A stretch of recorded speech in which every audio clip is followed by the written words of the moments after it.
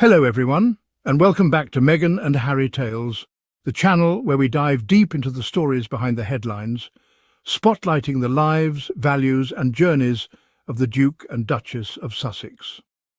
I'm your host Adrian, and today we're going to unpack a rather curious media moment, one that might seem small at first glance, but actually opens a broader conversation about how the press frames the royals, who gets praised for what, and how Meghan and Harry continue to rise above the noise.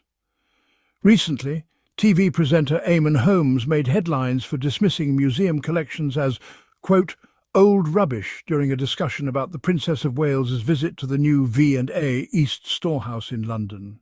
His tone? Flippant, dismissive, and frankly disrespectful to the efforts of cultural preservation, not to mention the millions who value history and heritage. Today, we'll talk about what happened, how the media reacted, and why this once again reveals the double standards often applied to Meghan Markle compared to her royal in-laws. And as always, we'll celebrate the Sussexes' thoughtful contributions to public life, far from junk. What they stand for is about legacy, meaning and heart. Let's get into it. So let's begin with what Eamonn Holmes actually said. On air, while discussing Princess Kate's hands-on visit to the V&A East Storehouse, a newly opened facility in East London dedicated to making museum collections more accessible, Eamonn decided to take a jab not at Kate herself, but at the idea of museums altogether. Quote, museums are amazing. They're places full of just old rubbish. He continued, likening them to an attic full of random keepsakes. If I opened up my attic and said there's my George Best shirt there, it basically is a lot of old rubbish that they've got no room for in the museum. And this is the stuff that they have in their warehouses. Now, co-host Ellie Costello was quick to push back, saying, I'd argue it's not junk, it's treasure. There's a Picasso in there. But Eamonn was unfazed. One man's junk is another man's treasure, he shrugged. Let's pause right there. This wasn't just a throwaway remark about some dusty display case. It was an on-air dismissal of cultural heritage and the very mission of museums, to preserve, educate and inspire.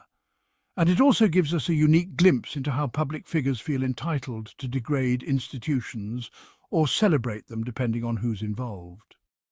So, what does this have to do with Meghan and Harry? Well, quite a lot actually.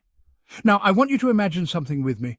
Imagine Meghan Markle, Duchess of Sussex, attending a museum event, perhaps in Los Angeles or New York, where she spends time exploring a collection, marvelling at heritage pieces, and participating in an innovative educational program. We all know what the reaction would be. Certain segments of the British press would tear her apart. Pretentious, they'd say, trying too hard. Why is she pretending to care about history all of a sudden? Or worse, look at her trying to be royal again. You see, when Kate Middleton visits the V&A, it's described as a dream visit. It's framed as a noble, elegant return to public life. Her interest in photography is praised. Her art history background is mentioned as a badge of intellectual credibility. Tristram Hunt, the V&A director, even called her a pro.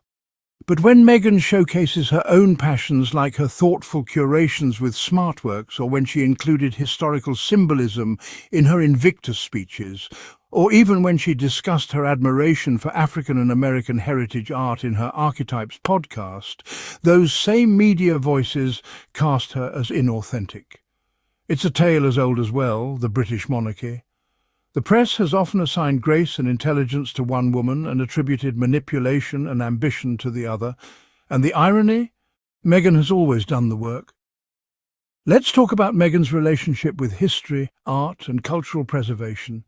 Did you know that even before she became a duchess, she was already working on advocacy campaigns that tied modern empowerment to historical awareness? She famously wrote letters as an 11-year-old challenging sexist advertising, a form of cultural critique most adults wouldn't even consider. Later, she served as a UN women advocate, uplifting stories of women across generations and cultures. And let's not forget her voiceover work for Disney's Elephant documentary, which helped support Elephants Without Borders. That project celebrated not only wildlife, but the storytelling traditions of African conservation, a deep dive into environmental heritage. This isn't someone who dismisses history or treasures. Meghan brings history to life by connecting it to people, especially those left out of traditional narratives. When she and Harry curated the Time 100 talks, they included panels on digital history and accountability.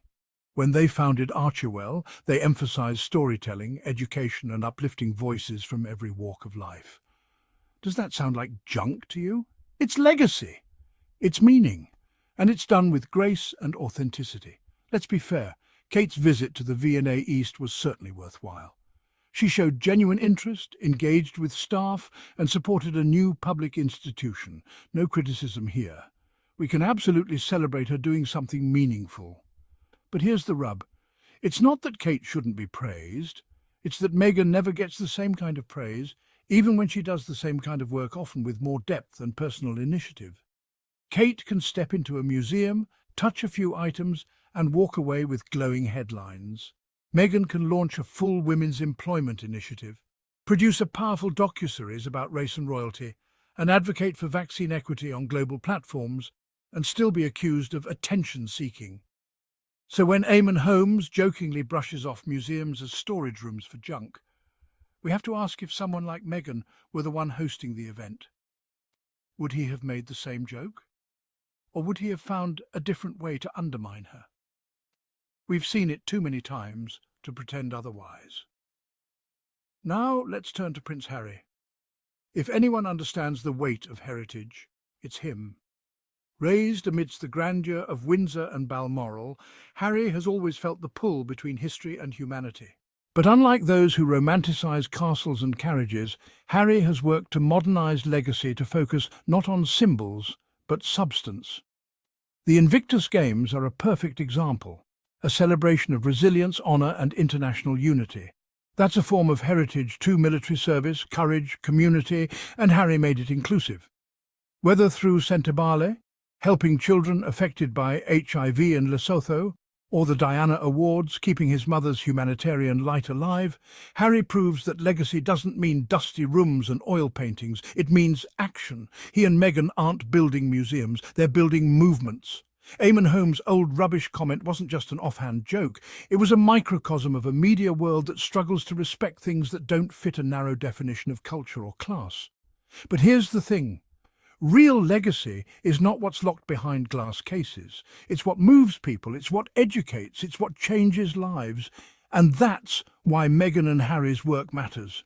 Their advocacy for parental leave, mental health, racial equity, and compassion-based leadership isn't stored in a vault.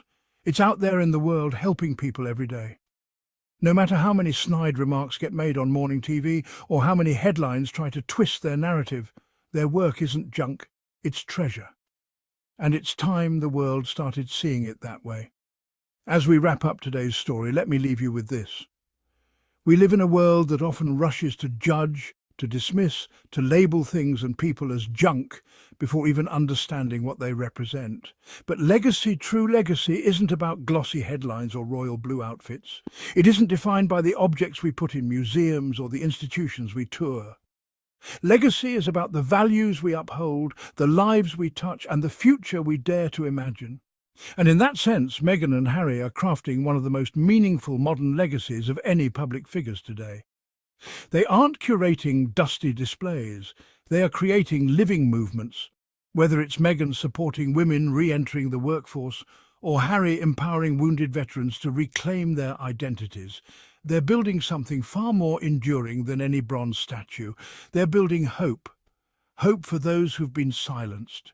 Hope for families struggling through grief and recovery. Hope for young people grappling with mental health. Hope that empathy and authenticity can still matter even in a world obsessed with image. And for those who scoff, who call it performative or Hollywood, we say this: real change doesn't always come wearing a tiara. Sometimes it comes wearing jeans at a soup kitchen. Sometimes it comes via a podcast microphone or a documentary lens. Sometimes it sounds like a lullaby to children in shelters or a handwritten letter to a grieving parent.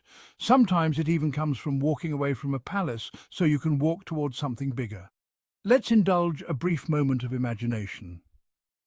Imagine if it were Meghan Markle touring the V&A East Storehouse, smiling at sculptures, calling the collection eclectic, dressed in a stylish $650 suit, holding a clipboard and interacting with curators. What would the press have said?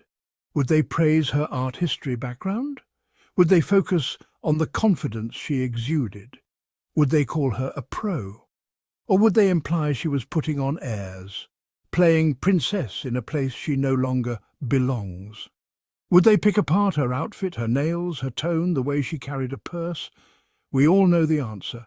This is what makes Meghan and Harry Tales so important, because it's our job not just as fans, but as truth seekers to challenge the double standards, to point out what the mainstream media won't, to defend the dignity of two people who have chosen a different path, one built on service, compassion, and yes, even sacrifice. When Harry and Meghan attend a museum or charity visit, it's not about PR, it's about purpose. Let's not forget everything they've overcome, the smear campaigns, the racism, the relentless tabloid attacks, the security threats, the isolation, the betrayal by those closest to them. And yet they're still standing. Not just standing, they're thriving. They've become parents to two beautiful children. They've built a home rooted in love, far from the scrutiny of palace gates. They've launched media companies, mental health projects, and social impact initiatives that reach across the globe. And most importantly, they've kept their integrity. That's something you can't fake. You either have it or you don't. And Meghan and Harry, they have it in spades. Let's also give credit to the fact that their popularity continues to grow outside of the tabloid echo chambers. Younger generations, activists, teachers, veterans, and women around the world see themselves in Meghan's story. They admire Harry's vulnerability. They don't need a crown to know what real leadership looks like. Let's circle back to where we started. Eamonn Holmes joked that museums are full of old rubbish, but we know better. History matters, culture matters, objects tell stories. And people like Meghan and Harry who live those values matter more than ever. They may not be working royals, but they are working. Hard, quietly, consistently, for causes that will outlast every tabloid headline and every viral soundbite.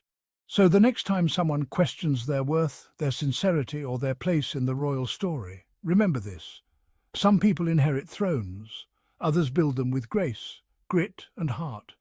And Meghan and Harry, they are building a legacy that can't be tarnished, because it's made of something stronger than gold.